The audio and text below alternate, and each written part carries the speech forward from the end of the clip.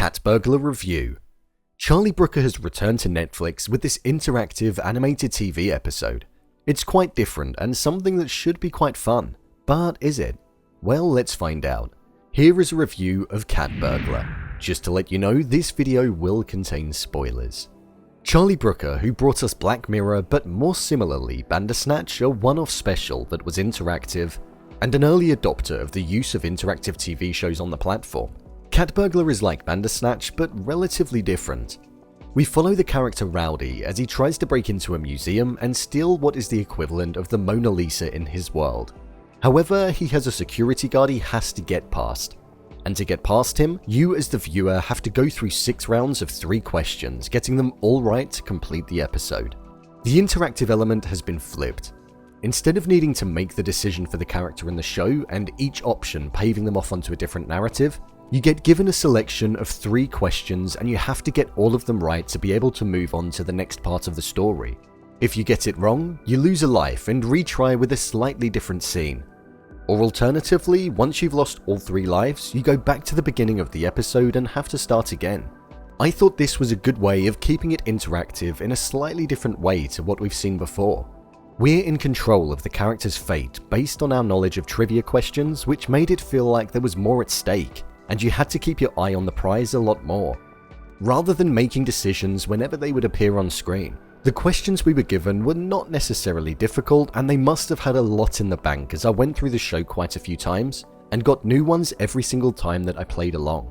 The same can be said about the individual scenes we were given.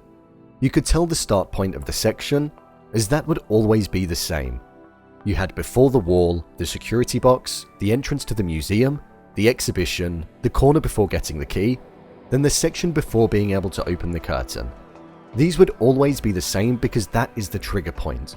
I wouldn't say it felt unnatural or jarring to go back to that specific point, because at the end of the day I was aware that I was playing a game, and there has to be a moment where each section begins.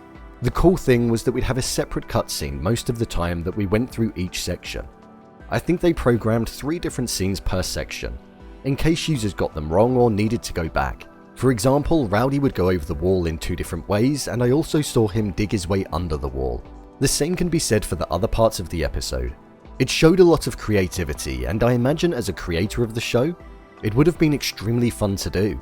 Because not only do you create multiple successes for the section, but you also create multiple ways of Rowdy being caught. I thought the actual story was relatively straightforward yet enjoyable, but it wasn't trying to be anything more. It was a modern day twist on an old school style cartoon that would transport people back in time to watching cartoons when they were younger. And I feel you can't have too complex of a story in a show like this, especially if you're asking for the user to answer trivia questions within a short amount of time.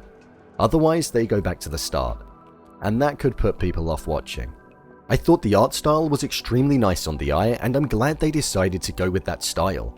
They also stuck true to the nature of the legacy of these cartoons, by having barely any dialogue, a constant score, and also the score adjusting to the movement and reactions of the motion in the episode, such as speed, impact, and chaos. I'm still not entirely sold on the interactive style of television, but I do think that this was a good approach in doing so. I've also noticed Netflix have an arcade section on their app these days, so it looks like they're trying to change the way that people consume television and also their behavior on the app. I'm not opposed to it, I just think it'll be interesting to see how that goes. Overall, I would say that this is a fun 12 minutes if you complete it in one go.